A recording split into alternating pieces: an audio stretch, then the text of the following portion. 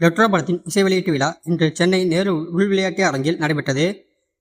இப்படத்தில் கார்த்திக் சுப்ராஜ் இயக்கத்தில் Surya, Pooja Hegde, Joe George, Nassar உள்ளிட்ட பலர் நடித்த ரெட்ரோ திரைப்படம் வரும் மே 1ஆம் தேதி திரையரங்குகளில் வெளியாகிறது. இந்த படத்துக்கு சந்தோஷ் நாராயணன் இசையமைத்துள்ளார். ரெட்ரோ படத்தின் கண்ணாடி பூவே கனிமா பாடல்கள் வெளியாகி மிகப்பெரிய ஹிட் அடித்துள்ளன. மேலும் சில பாடல்கள் இன்று நடைபெற்ற ஆடியோ வெளியீட்டு விழாவில் வெளியாகின.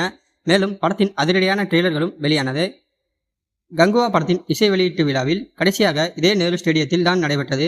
ஆடியோ லான்ச் டிக்கெட்டை எடுத்து வைத்துக் கொள்ளுங்கள், வெற்றி விழாவுக்கு அதையே கொண்டு வந்து உள்ளே வரலாம் என்று பேசியதும் படம் வெளியானதும் பயங்கர ட்ரோல் ஆனது. இந்த நிலையில் ரெட்ரோ படம் கண்டிப்பாக அந்த ட்ரோல்களுக்கு எல்லாம் பதிலடி கொடுக்கும் என தெரிகிறது.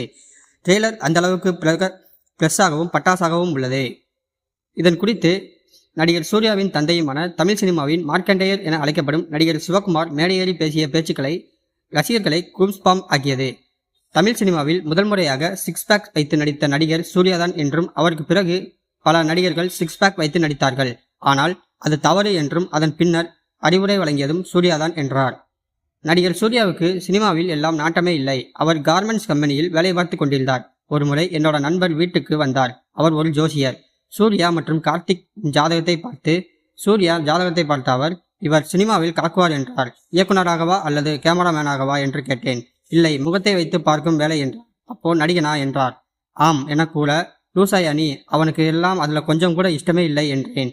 ஆனால் அதன் பின்னர் இயக்குனர் வசந்த் ஒருமுறை விமான நிலையத்தில் சூர்யாவை சந்தித்த நிலையில் போட்டோ டெஸ்ட் பண்ணதும் என்றார். டெஸ்ட் பண்ணிட்டு வேண்டாம்னு சொன்னா மனசு கஷ்டமாகும், இப்போவோ நோ சொல்லிடுங்க என்றேன். சூர்யா நல்லா பண்ணுவார்னு நேருக்கு நேர் படத்தில் நடிக்க வச்சாரு. அதன் பிறகு ஒவ்வொரு இயக்குனரும் சூர்யாவை செதுக்கி இன்றைக்கு இந்த இடத்துல கொண்டு வந்திருக்காங்க. அதற்கு அத்தனை பேருக்கும் நன்றி தெரிவிச்சுக்கிறேன்.